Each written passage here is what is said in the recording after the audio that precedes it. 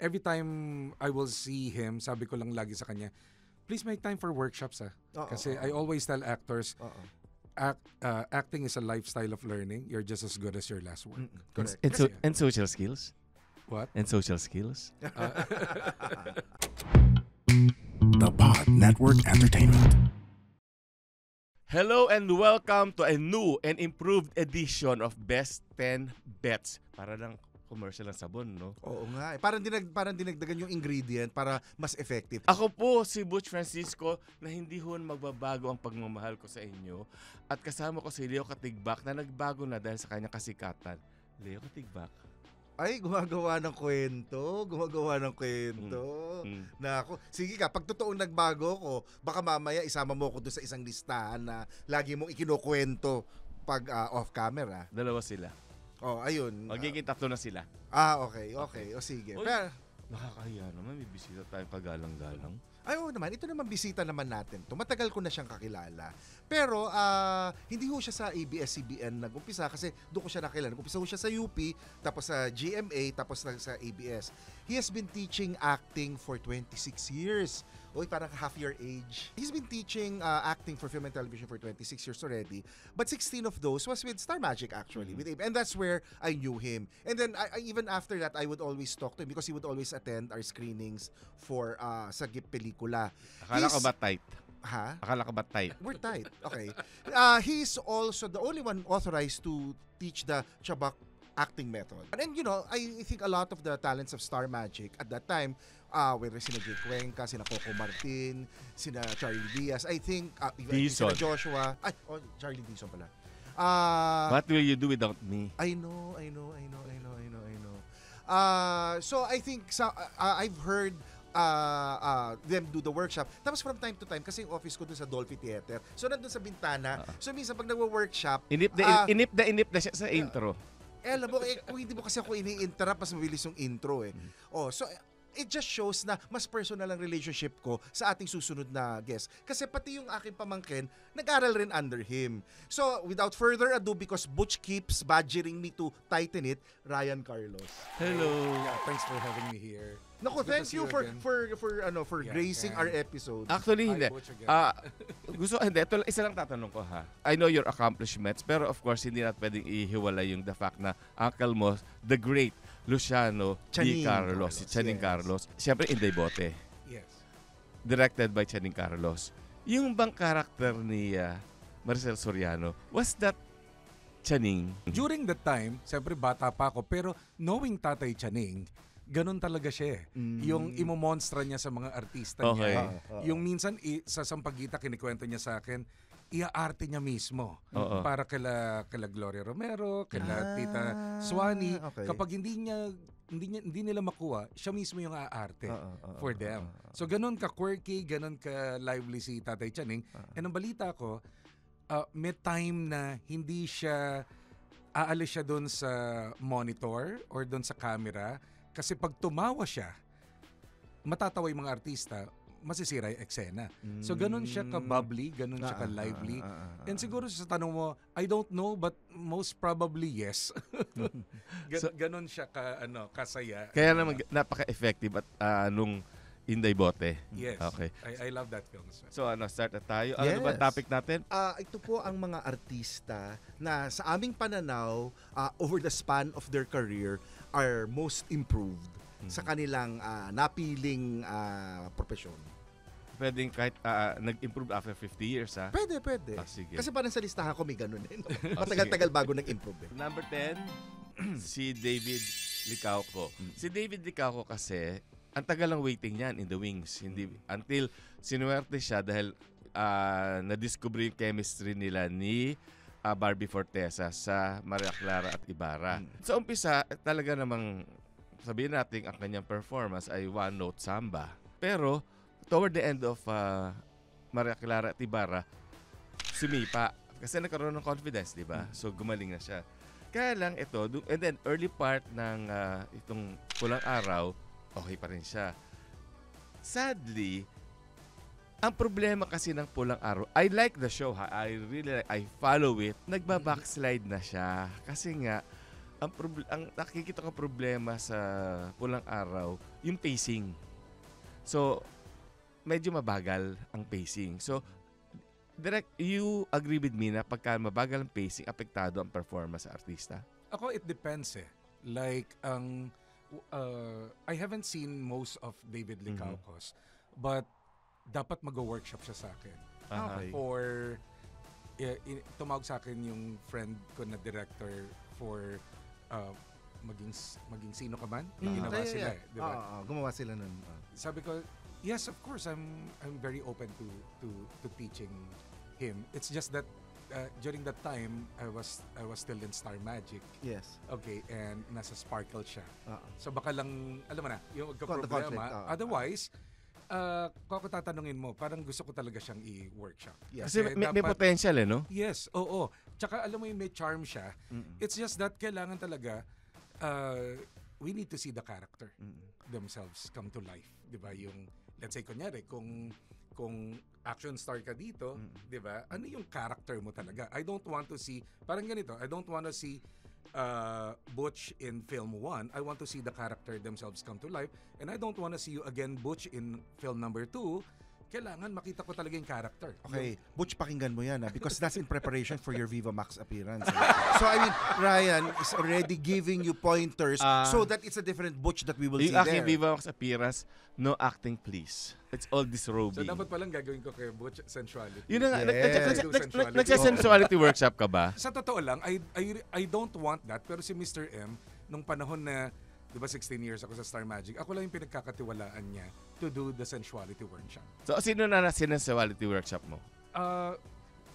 During that time, I need to do sensuality workshop kay EJ Falcon at saka kay Empress Shook for MMK. Okay. Yan. Kasi may time kasi na pag walang, pangit man pakinggan, walang libog yung artista, boring.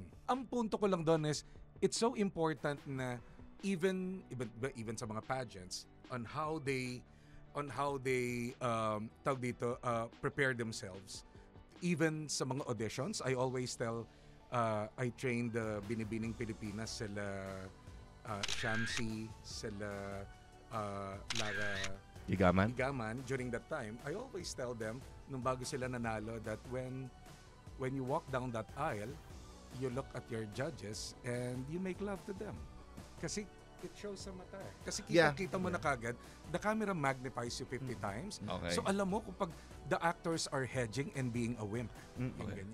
And then, going back to David Licauco, I think isang problema kasi, baka siguro dahil ayaw na nila mag-memorize ng lingwaheng Hapon. So ito, Hapon siya, tapos mga kausap niya mga Hapon din. Pero ang mga dialogue nila talagang, huwag kayo mag-arara, papasarangin ko sila. So para bang utang na loob, pare-pareho kayo Hapon, magnihongo na lang kayo. Ako, you need to factor in fairness with the actors, we really need to give time for them. Even yan, di ba? Ang daming dialect coach ng even sa Hollywood, dapat bigyan ng panahon. Hindi yung minamadali. Otherwise, it affects Kasi, like halimbawa, sa mga Inglesero nating artista, the moment that they don't know how to speak Tagalog, correct, nagdadalawang isip, it shows in the eyes. Wala na. Makikita mo na hedging na sila, thinking twice of what to do. Kasi pag halimbawa ang pag-pronounce nila ng dialogue is phonetic, alam mo na hindi na nila nararamdaman yun And going back to training, di ba, Angelina Jolie just did Maria, the life story of Maria Callas. She had pre-production of 8 months to study Maria Callas and to learn how to sing. Wala ka namang ganito You dito really need to give time. To be fair man kay David Licauco, nag-improve naman, kaya lang sana yung mabigyan pa siya, ma-motivate pa siya ng maayos. Pero this much I can tell him, magaling siya sa mga nuances, yung mga maliliit na movements. Kasi ang director naman nila si Dominic Zapata, yun naman ang strength, yung sa nuances. Kaya doon, David Licauco is on his way there, pero dapat alagaan pa rin. Kailangan may nag-guide pa. And I feel kaya rin nag-improve si David Licauco kasi one of my good friends who happens to be my longest assistant director, happens to be my student in acting, yung second unit director nila, si Aya Topacio. So, kinukwento sa akin ni Aya na kung paano nag-i-improve din sila. And I think one of them is si David. Number 9 ko, Pulang Araw pa rin. Okay, si Angelo De Leon. Si Angelo naman. Bulaklak ng Maynila. Yun ang Hindi, naalala ko sa pero hindi. Actually, na-recognize siya dun. Magaling siya sa Bulaklak na Yes. Maynila. Kaya lang kasi somewhere along the way, di ba, nagkaroon man ng mga personal problems to, lulubog, lilitaw. Di ba TGIS siya? Oo nga, Pero nung nag-umpisa naman siya, that's why to me she's not on my list. Kasi feeling ko, when she was starting pa lang, nakita mo na naman na meron na eh. Hindi katulad nung iba na talagang dadasalan mo na sana. Hindi, meron na, pero hindi pa natatap yung potential fully. Pero dito sa Pulang Araw, siya yung stepmother ni Barbie Fortesa. At ginawa siyang yung may tono nilang itsura.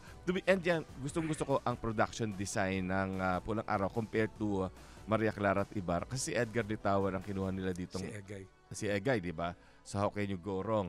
So talagang pati buhok, pananamit, talagang parang maturona siya na older than yung kung ano man yung edad niya, no? Dahil bata pa naman si Angelo eh. Pero makakalimutan mong siya si Peachy ng TGIS na I swear at talaga napaka-hateful ng kanyang character. Pag nakita kami, sasapakin ko siya. Yeah, it really Hindi helps naman, joke lang. when you put costume eh. Kasi in my workshops, I always tell them, when you put up scenes, wala tayong art depth dito. You need to bring your own costume. And it will make you credible as an actor.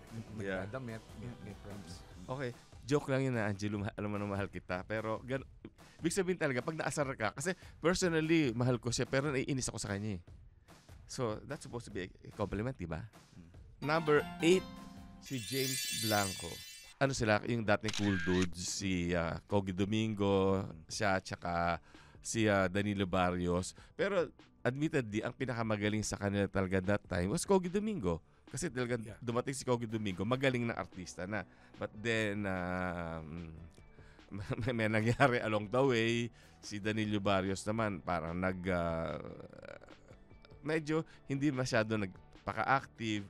Tapos si James parang unti-unti lang, yung parang crawling to his way up, di ba? Until one time, we did a crime drama series together. So, wala ako doon sa eksena eh. Nandun siya sa kotse, sila ni Karel Marquez. Pero, nanonood lang ako from outside the frame. Sabi ko, ano nangyari kay James Blanco? At ang galing-galing na. And then, finally, we had a scene together. Parang wake ni Karel Marquez. So, naglolokohan pa kami. Parang kasi nasa urn yung... namatay ni si Karel Marquez. So, supposedly nasa urn. Kinremate siya. Sabi ko, si Karel ba talaga yung nandun sa urn? So, tawanan pa kami ng tawanan. Tapos, 4 in the morning, meron siyang monologue.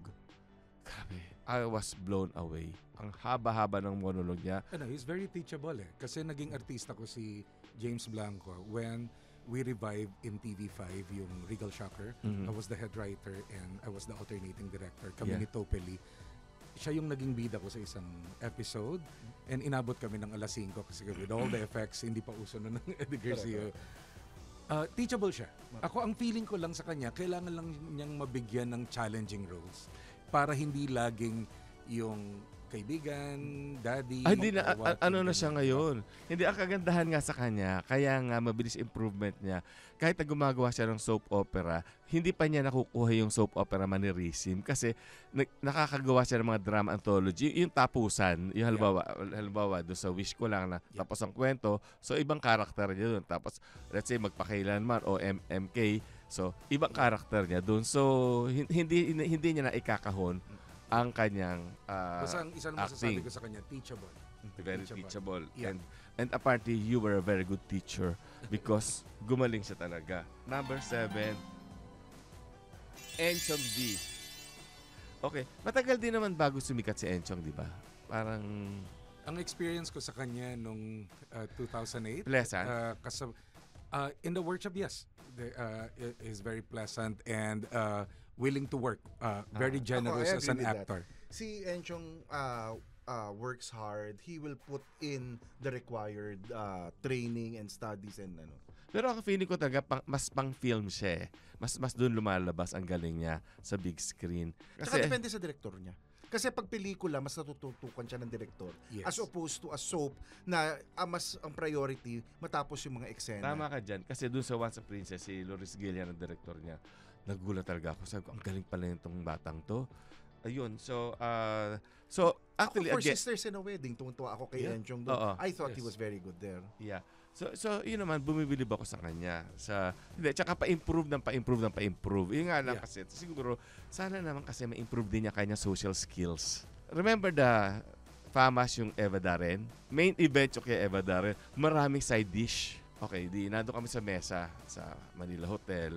So, nandun si Dante Rivero, si Annabel Rama, si Eddie Gutierrez, and other veterans pa.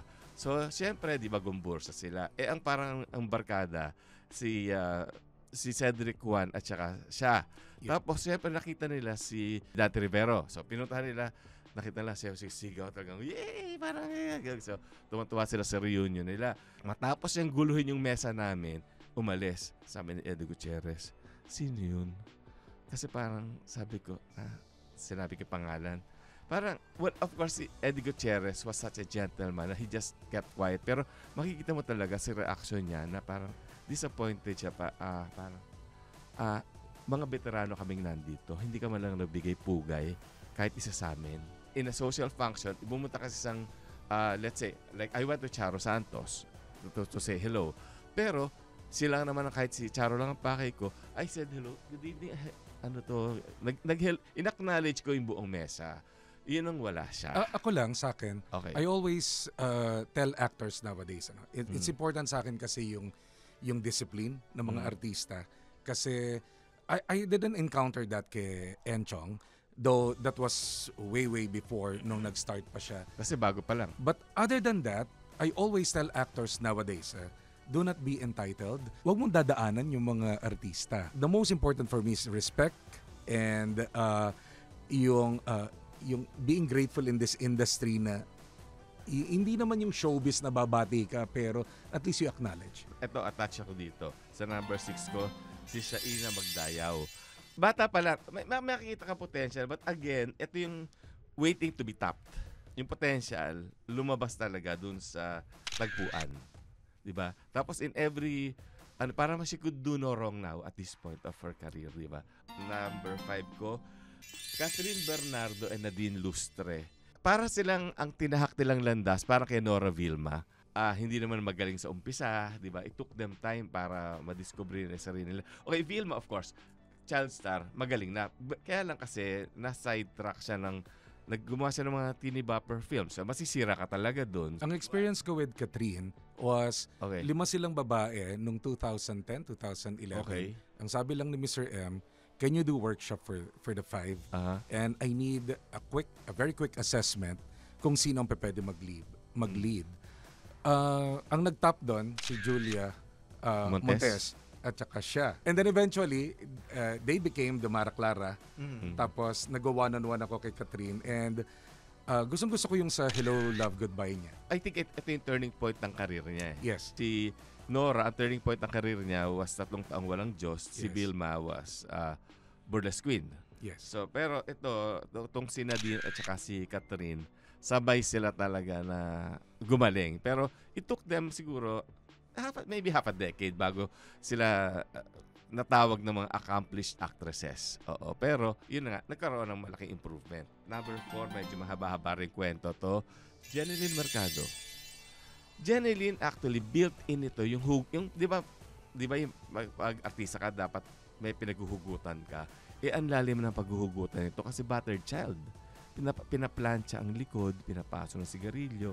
Nasa dyaryo to nung araw, nung bata siya. Ang problema, nung ginilagay siya sa Rosario, that movie, in the Film Fest entry in 2010, ang awkward ng dating.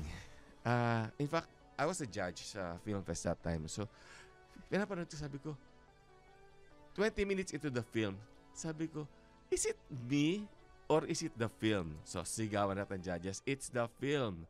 Maybe it was really the film because nung pumasok si Chando Romero at saka si Ricky Dabao, connected na ako. Nagkanda-talo-talo yung movie. And even si Jeneline who was expected to win Best Actress, talo. Ngayon, nagpa-press con yung producer. So, I wrote something in my review. Sabi ko, the problem is si Jeneline Mercado would smoke and was clumsy, was dun sa kanyang paghawak ng sigarilyo. So, nung binato ng mga press people, ang sabi ho ni Butch Francisco sa review niya, parang she doesn't even know how to hold a cigarette. So, sabi ng producer, but that's very minor.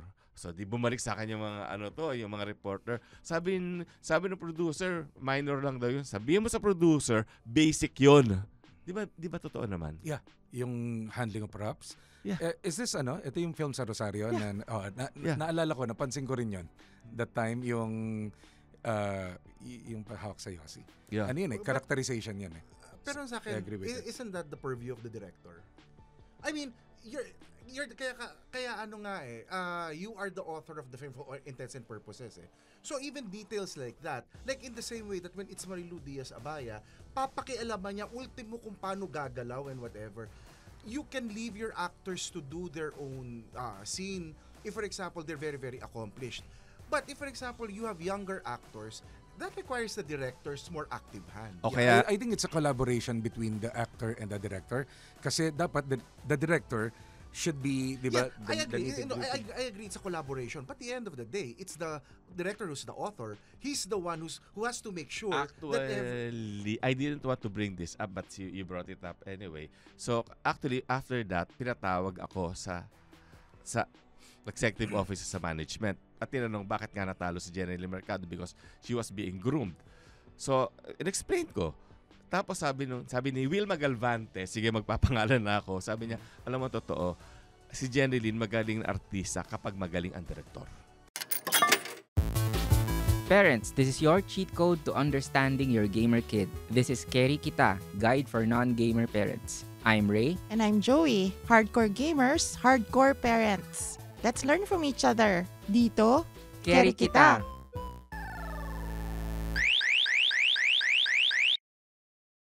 That was 2010. Bumila ka ng 3-4 years. Gumawa si Jenilyn Mercado ng English Only Please. Best Actress. Tapos, back to back, the following year, walang forever, Best Actress. So, ibig sabihin talaga, yun nga, hintay ka lang. Maghintay ka ng tamang panahon, gagaling ka. At ngayon, Jenilyn Mercado, hindi mo pwedeng tawaran ang kagalingan sa larangan ng pag-arte. Number 3 ko, Marian Rivera.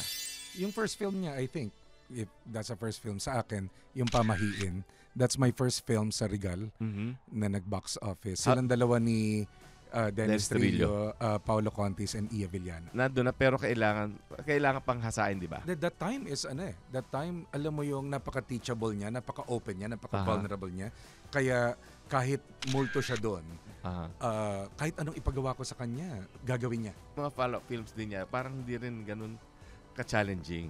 Then, language in soap operas. Well, our lists kasi are going to be very, very different because you are looking for their transitions over time. Kahit magaling na sila. Well, that's your perception. Anyway, going back to... ayun nga, sinasabi ko lang.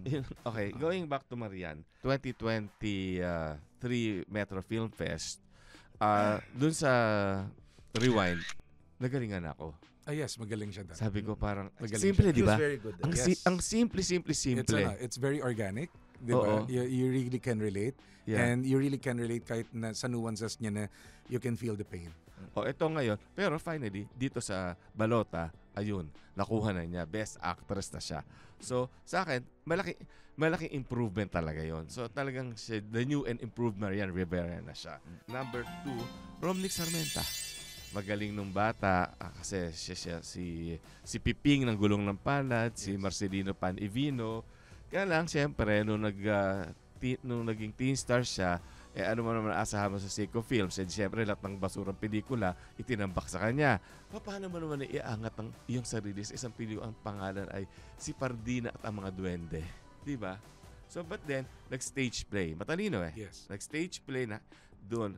Siyempre, nahahasa siya talaga. Pagkatapos, ayun, finally, gumawa na siya ng About Us, but not About Us. Yeah. So, selyado na ang kanyang pagiging talagang mahusay na aktor. Although sa Michelle and Miguel, okay na rin siya doon. Yes, nagustuhan ko rin yan, ayan, diba? Yung portrayal niya. Ayun. So, ayun, sa akin, improved. Number 1, ito talaga. Lot de Leon. Marami nang nagawang pelikula ang Regal, no? Pero, ang pinagbibigay naman sa kanya mga pelikula, yung halimbawa parang yung Sa akin pa rin ang bukas. Tapos talagang Lot was awful.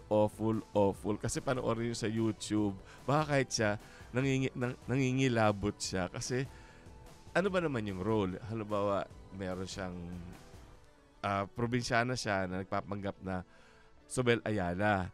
So, sabi, in fact, lumapit sa kanya yung nanay niya, si Lucito Soriano. Nakita siya doon sa may breakwater. Parang, anak, mabuti nakita kita. Tapos dininay niya. Ang sutor niya noon si Ramon Christopher. So sabi ni Ramon Christopher, akala ko ba, kasi para mukhang pulubi nanay niya, akala ko ba Sobel Ayala ka? Ikaw ba naman, Sobel Ayala ka, mamasyal ka sa breakwater. Di ba? So doon pa lang, may problema na sa material. So paano naman siya gagaling? But eventually, in time, little by little talaga, pahusay ng pahusay. Naalala ko siya doon sa, I think one of the sumikat niyang films yung Chanak, di ba? Chanak with Peke Galiaga and Janice, yan. And then Nag-uumpisa na mag-improve doon. yes, and yung OTJ, di ba? Yun. Yes. Doon nanalo na siya ng acting award doon.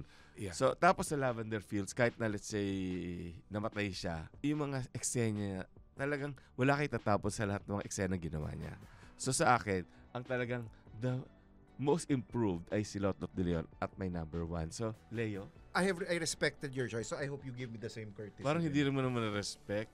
I'm just saying that we have a different criteria. To me, a lot of the people on your list already showed signs of being good from the very beginning. I took it from the perspective that... You agree with me? Of what? Di ba meron naman talaga hindi naman magaling talaga sa umpisa sa mga listahan ko? Yes. Gumaling na lang. Yes. Okay. Kasi yung nagmamature as they go along. Yeah. Diba? Yeah. Okay, sa listahan ko, ang number 10 ko, Dechi Bayani. I mean, remember when Dechi first came out in the German Playboy? Then Yes. after that, nagsunod-sunod. She did Kamakalawa with Eddie Romero. She also did Desire with Eddie. Kasama niya si John Saxon. Did Emerald Forest with John Borman.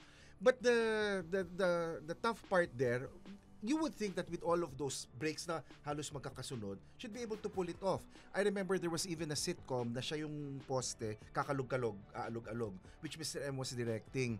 And I think the main problem at the time was there were a lot of comedians in the show. Dechi was the one who wasn't funny. So how can you be the headliner of a show and not be funny?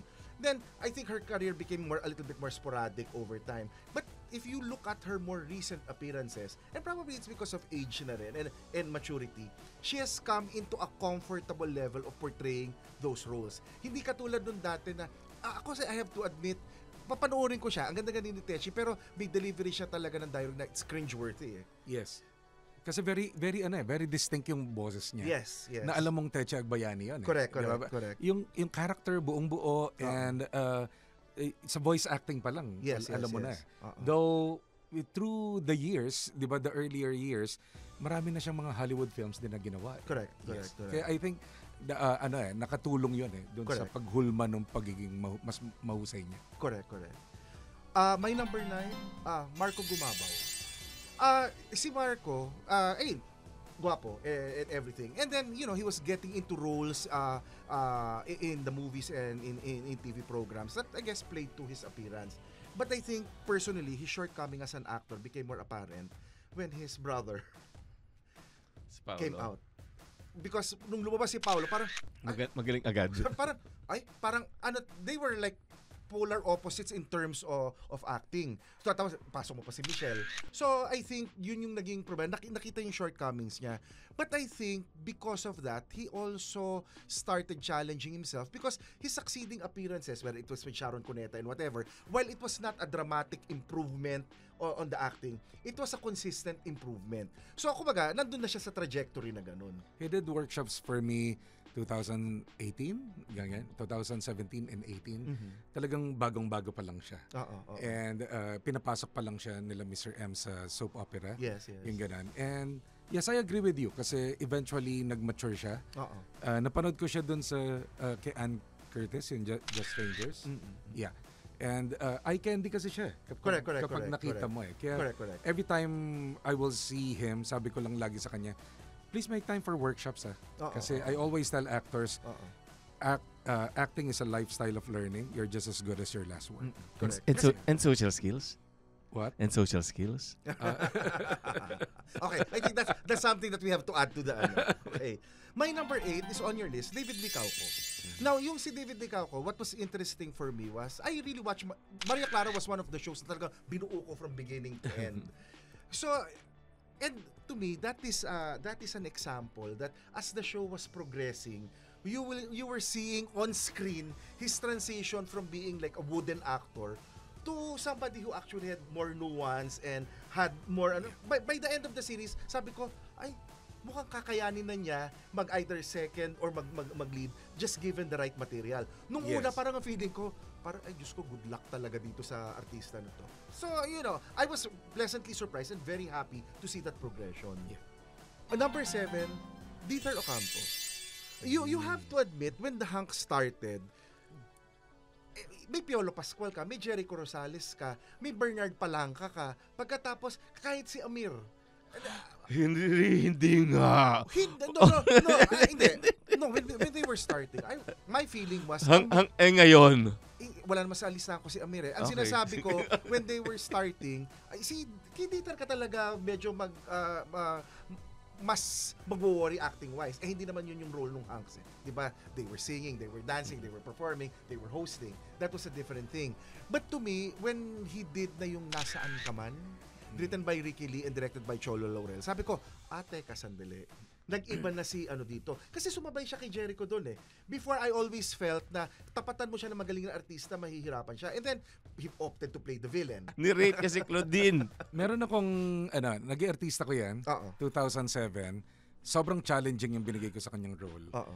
It's, the title of the indie film is Pitong Tagpo. Yes. And it's like, pinattern ko kay Rodrigo Garcia na 9 Lives. Yes. Wherein, each story will be told in one take. Yes. And yung isang episode doon na the title is Ninoy, yes, which is nung sinabi ng producer na, can you write a portion of your life? Siya yun. In fairness, napaarte ko talaga siya.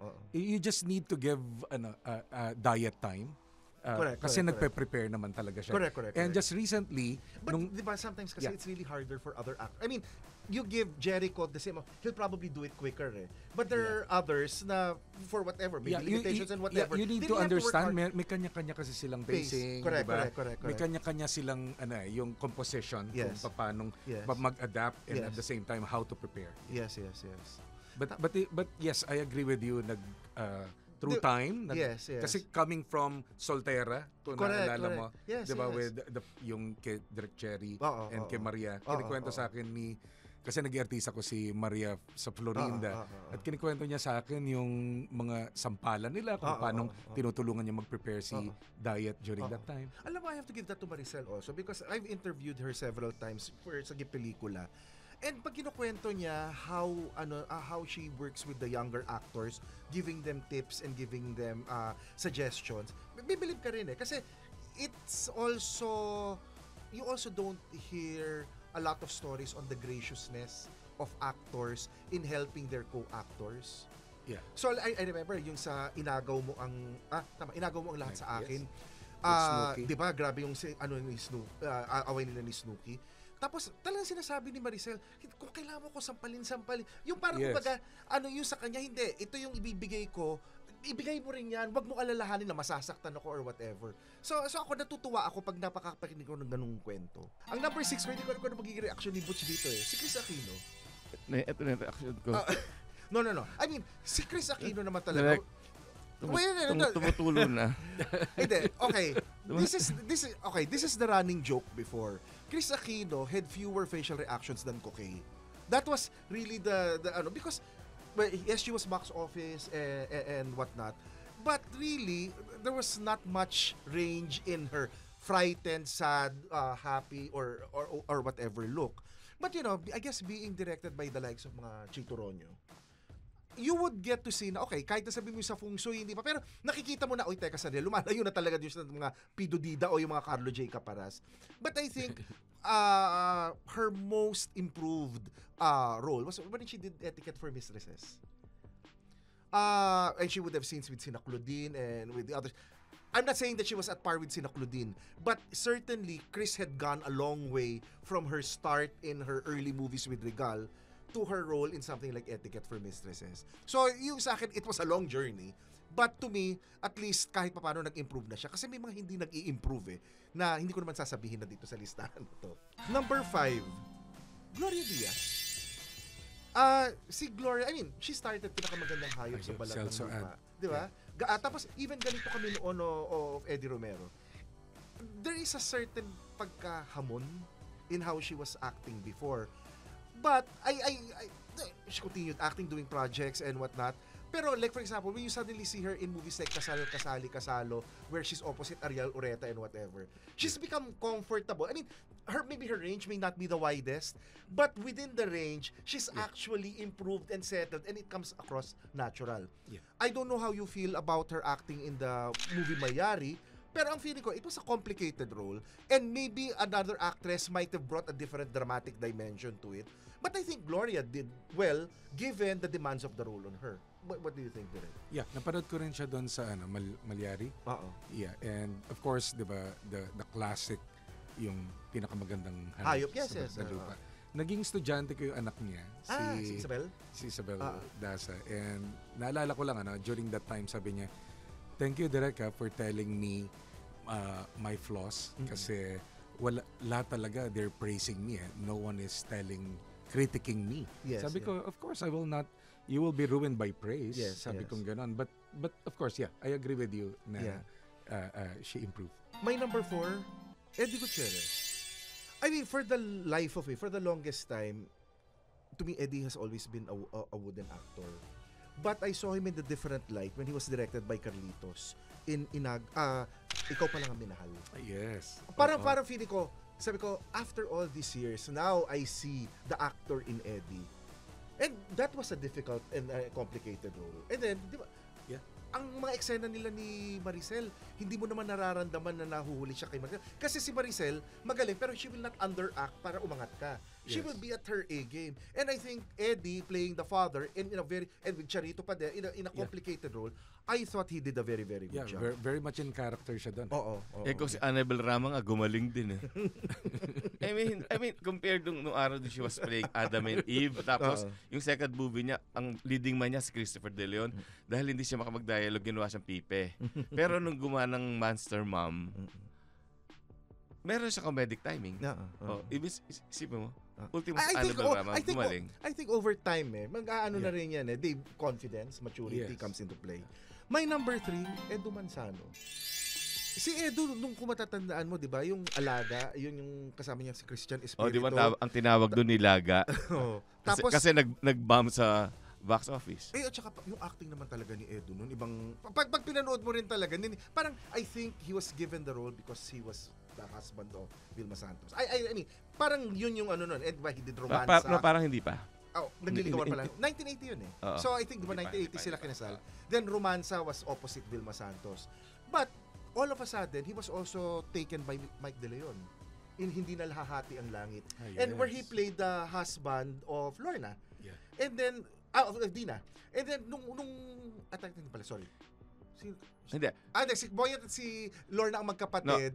But before that, gumawa siya ng anong kulay ng mukha ng Diyos kay Pio de Castro. Nagpakita na siya ng galing. Naalala ko siya sa Separada. With sino to? With Maricel. At saka Angelica. At saka ama, inaanak. Yes. So makikita mo talaga yung transition ni Edu At saka yung sa kanya, fairly young, kasi he also did the villain roles Yes. Diba? He was the kontrabida to Sharon Cuneta in Maging Sino Ka Man ba? Yeah. Yeah. So may ganun siya. Tapos, di ba sa Batang PX, siya yung asawa ni Shasha Padilla na nambubugbog sa kanya. Yes. And si Edu, minamani niya yung role na gano'n na villain Pero kaya rin niya mag-settle the way Mike De Leon directed him. Yeah, I think naging na siya, diba? Naging versatile in terms of he can play low and high status roles. Correct. But mostly, of course, diba, with the stature, with the looks, alam mong high status kagad na ibibigay mo kay Edu.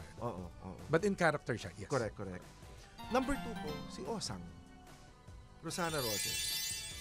Kasi, definitely, doon sa mga Seiko films, at that time, wala namang talagang gagawin na challenging eh.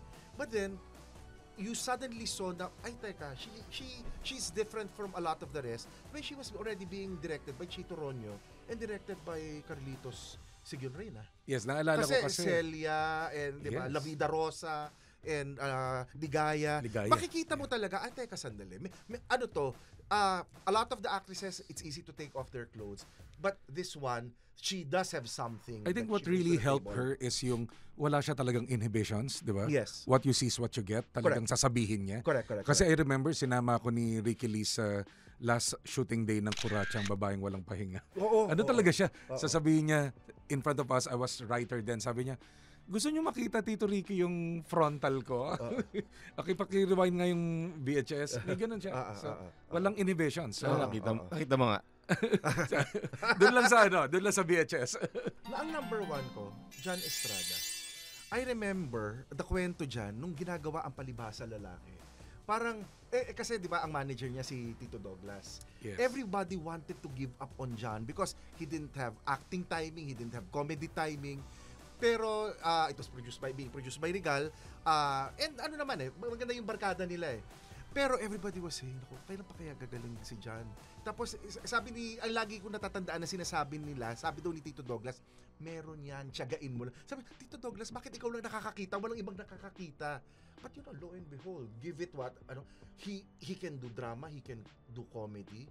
So ano yan yun yung, I guess, yung may director na tututok sa'yo at mag-aalaga sa'yo. May lang. Yeah. Okay, doon sa hindi magbabago makita agad siya, yung kay Carmina and Rustom. Parang, magaling na, tapos yung nag-Calvento Files. So, gumaling siya talaga. Without a doubt. Ang problema lang, kaso soap opera niya, medyo dapat bantayan niya. Oo. Okay. No. Kasi lalo na pag nagba-back-to-back yung mga soaps, the actors don't really have time to study the characters and give it distinction and nuance. Kaya ako, si Jody Santa Maria gusto ko. Kasi kahit papano, nababali niya lahat ng appearances niya. Yung mga anak ni John nag-workshop sa akin sila Ina, tsaka yung Who's the Bunso Now, na the kontrabida in Kyla. Si Kyla. Yeah, and Kyla is a very good kontrabida now. I'm supposed to direct John Estrada for The Good Son, kaya nga lang hindi lang natuloy kasi dumami yung workshopper ko ng 1,000 noong 2017. Wow. So I need to beg off kay Tita Cory na that was me and Manny Palo supposedly. But I agree with you kasi parang yung mga roles niya ngayon, parang alam mong regardless of magbatang Quiapo correct. or let's say a friendly father or di ba a domineering father, correct. kaya niya. Correct. He can fill in that shoes.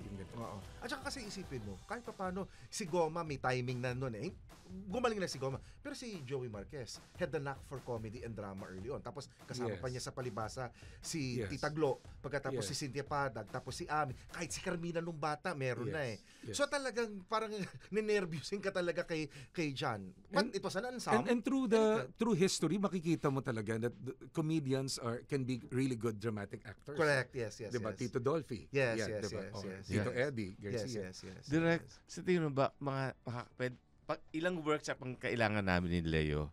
Ako, si Butch. Hindi, may chemistry na kayo No, excuse me. This is the end of my on-cam. We are... Chemistry, siya porn pa siya We are having individual careers, separate careers. Okay. Sa mga ilang workshop kami. Both of you are very good in hosting. Pero you do know that I came out in 2 films, Not really? What? One was si Aida Silorna at si Fe. Mr. M directed. I played the best friend of Jackie Lu Blanco. Pero, sa sobrang haba ng pelikula, yung speaking lines ko, naging part na lang nung montage. And then, kasi rin, hindi ko kaya mag-dub. Sinabi ko na kay Mr. M nun. Sabi ko, Mr. M, hindi ko kakayanin sa bayan yan. Ilang loop yung inubos mo. So, sabi ko tapos another... 35mm pa noon that time. Tapos the other one, extra lang ako. It was a movie of Vilma Santos for Viva. What is that film? What ang title? I forget it na. It was one of the early movies of Vilma in Viva. Pagkatapos, ang alam ko, nandun lang ako sa crowd scene. Supposedly wedding. Tapos ang sinabi, well, this sounds mean, but I don't think that was the intent. Ang sabi nila, Leo, kasi dapat parang medyo yayamanin yung entourage.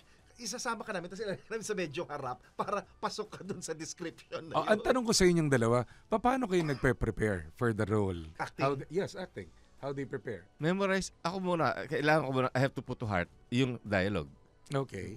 Yun. Kailangan, kailangan na memorize ko like a prayer. Para Our Father, Hail Mary ka na. Paglabas Para sa'yo. para second nature na sa'yo yung lines. Oo. ganyan. At saka inaaral ko, pati dialogue ng co-star Ka-eksena mo. ko. Kasi natutunan ko yan kay Tessie Tomas. Sa sobrang takot ko sa kanya, pati linya niya inaral ko. Alam mo, I heard may ganyang artista daw na memorize lahat. Si Mary Walter. Na during that time daw, kinuwento lang sa akin memorize niya daw yung sino tong Champoy that time, si Suba Serrero at si Noel Trinidad. At ang sabi, mali Noel yung line mo, ito. At memorize niya lahat. Well, si Maricel said that she did that also in some of her earlier movies. I think yung for Inago ba tsaka Separada ata. Okay. Kasi sabi niya, lalo na pag may mga ka-eksena siyang bata, para hindi rin mahirap, kailangan alam niya kung paano niya ipaprompt.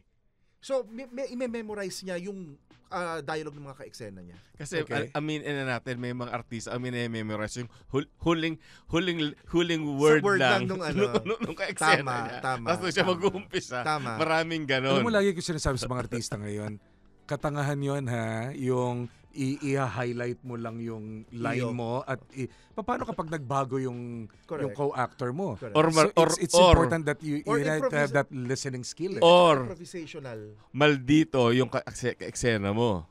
Kasi nung araw nangyari yan kay Carmen Rosales, naiinis siya kay Alicia Berhel. So ginagawa, dahil alam niya si Alicia Berhel, ang tinatandaan Minememorize lang lang yung pinakahuling word ni Carmen Rosales. So binabaliktad niya para bang dumating na ba ang senyorito mo? Tapos tapos ang senyorito ba ay dumating na? So nawawala na agad si Alicia Berhel.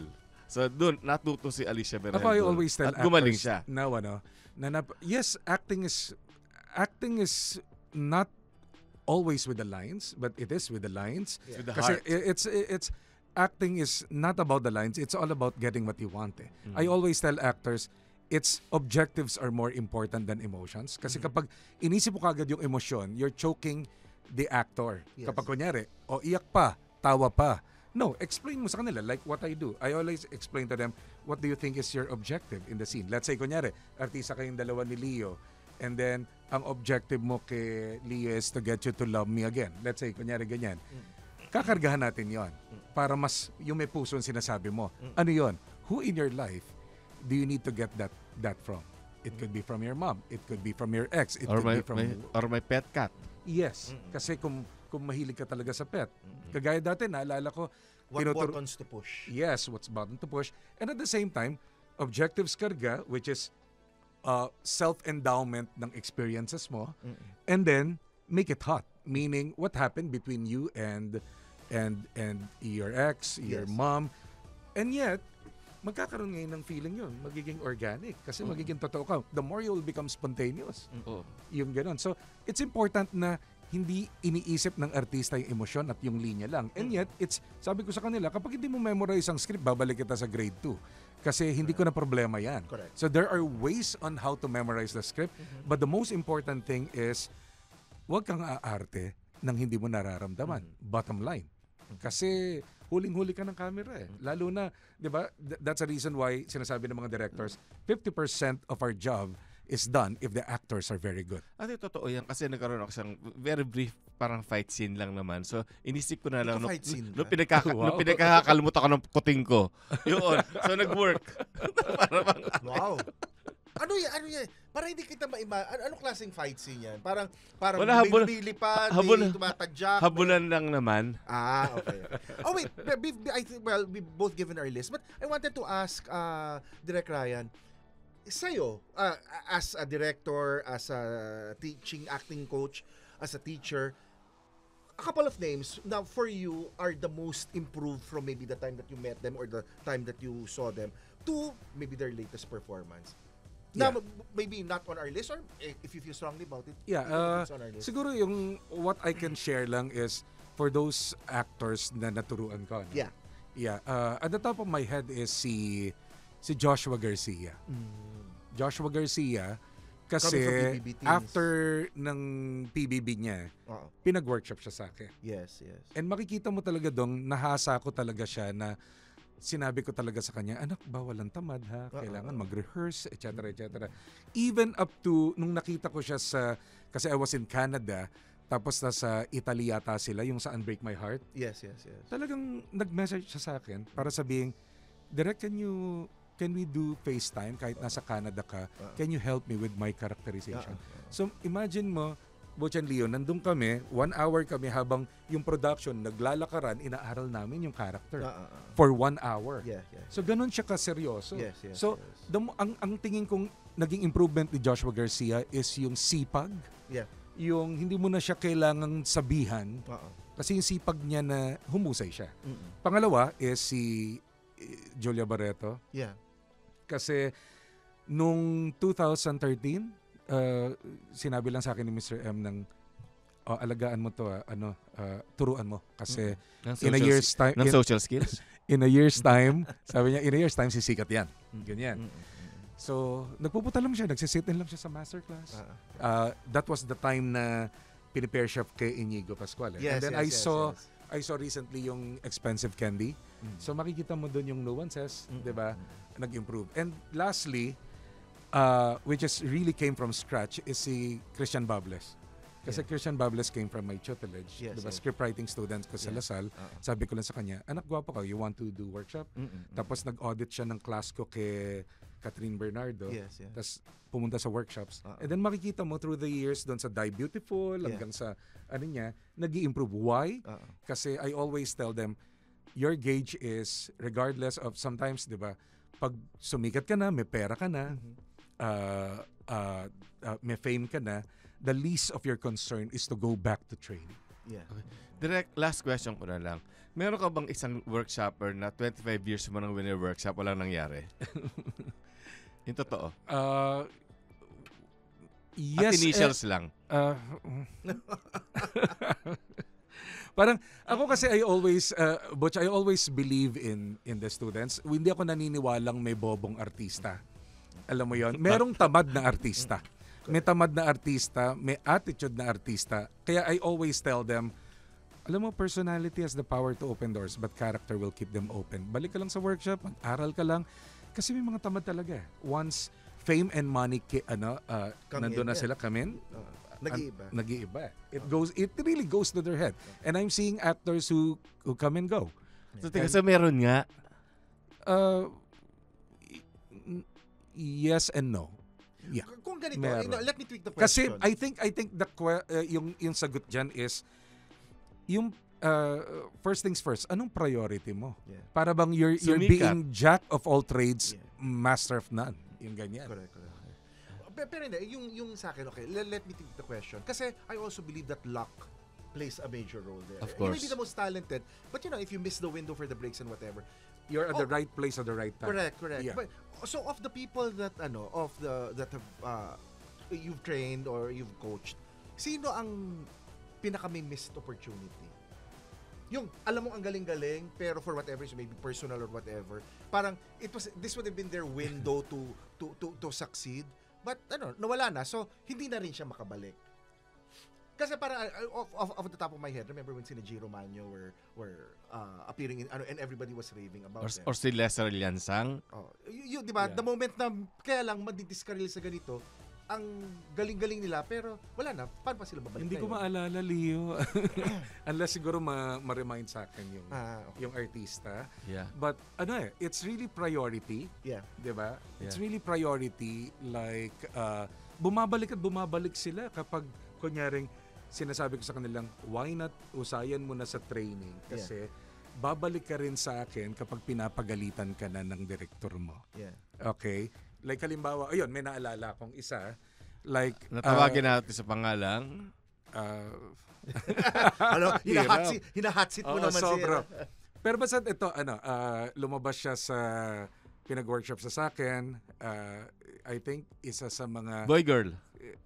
boy. Naku, magaling yan sa blind item.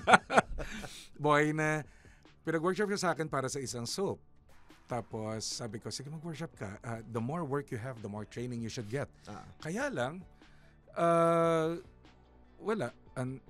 Laging absent sa workshop, etc. Hindi niya priority. Hanggang sa after a year or 2, bumalik siya ulit sa akin. Sabi niya, nawalan kasi sila ng love team eh. Dati ka-love team niya dapat yung girl. Kaya nga lang nawala. Pinag-workshop sa akin. Tapos bumalik kasi mabigat na director yung... Mistiso ba to? Yung... Palay ko. Alam ko kasi nung pinapuntirya mo. Mistiso ba to? Tapos, nung bumalik sa akin, nagseryoso na. Hanggang sa nag-improve siya. Kasi nakita niya yung need. Hanggang hindi nila makita yung need. Correct. Wala eh. But of course I love him. Tapos nakita ko siya recently sa isang pelikula. At sabi ko, good work. Gumawa ba siya ng pelikula abroad recently? Hindi ko alam eh. Hindi ko alam eh. Ito, this one doesn't put you on a spot. Meron na bang lumapit sa'yo na magugulat ka na lalapit sa'yo na batikan, magaling na artista, senior na artista, but I guess humble enough or accepting of maybe certain limitations that they would seek you out to help them despite their status, despite their accomplishment? Yes. And I think that's something and I think that's somebody you can name kasi hindi Sino naman to? siya Kasi total humility naman pinag-uusapan. No, yes. Alam mo, humusay talaga siya kasi in-approach ako ng director. Sasabihin ko yung pangalan. In-approach ako ng director at sinabi na gusto kong ipag-workshop siya kasi willing naman siya at teachable naman siya. Sabi ko, sige.